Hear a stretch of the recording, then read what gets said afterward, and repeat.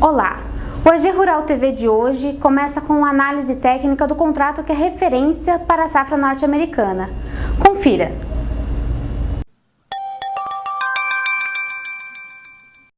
Olá, assinantes da AG Rural!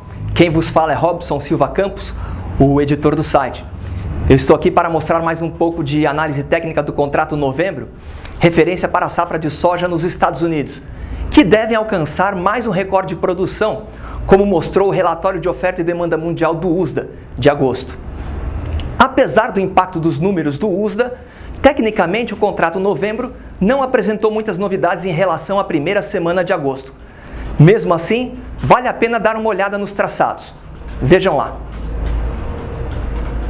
Depois de estabelecer uma nova máxima, perto de 10,50 na primeira semana de agosto, o novembro ameaçou um processo de correção. O movimento não teve muito fôlego e parou ali na altura de 10,12, antes do patamar psicológico de 10 por bushel. Na sequência, o contrato voltou a subir, mas, por enquanto, está encontrando resistência na antiga máxima de 2010, os 10,35,50 de 4 de janeiro. As perguntas que ficam para as próximas 2 semanas de agosto são: o novembro vai romper essa barreira para estabelecer novas máximas ou vai retomar o processo de correção ensaiado no início do mês? Agora acompanhem os dados divulgados em agosto, no relatório mensal de oferta e demanda do Departamento de Agricultura dos Estados Unidos.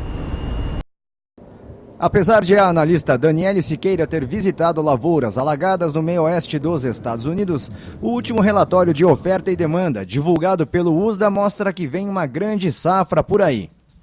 Para a soja, o departamento corrigiu a produtividade de 48,1 sacas por hectare, estimadas em julho, para 49,3 sacas por hectare, igualando o recorde registrado na safra 2009-10.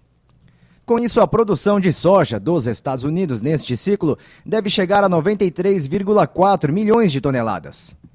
Mas como a previsão para a exportação da oleaginosa sofreu um incremento de 2 milhões de toneladas, a expectativa é que os estoques fiquem nas 9,8 milhões de toneladas apontadas em julho. O USDA estima que a China deve comprar 2 milhões de toneladas da safra 2010-2011, acima da expectativa de 50 milhões de toneladas divulgada no mês passado. A expectativa é que os estoques finais da safra 2010-2011 no mundo fiquem em 64,7 milhões de toneladas.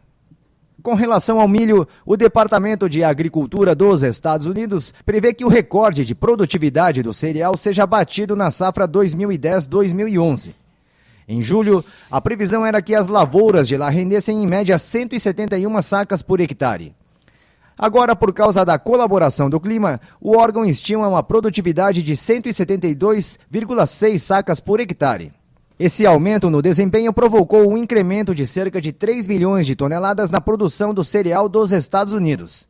Em julho, o departamento apontava para uma produção de 336,4 milhões de toneladas, número que no relatório de quinta foi corrigido para 339,5 milhões de toneladas. Mesmo assim, por causa da perspectiva de aumento nas exportações, os estoques finais do cereal dos Estados Unidos são estimados em 33,3 milhões de toneladas, número mais baixo dos últimos 4 anos. No quesito importações, o USDA aumentou a estimativa de compras chinesas de milho. Em julho, a previsão era que a China importasse 100 mil toneladas do cereal. Agora, a expectativa é que a marca chegue a 1 milhão de toneladas.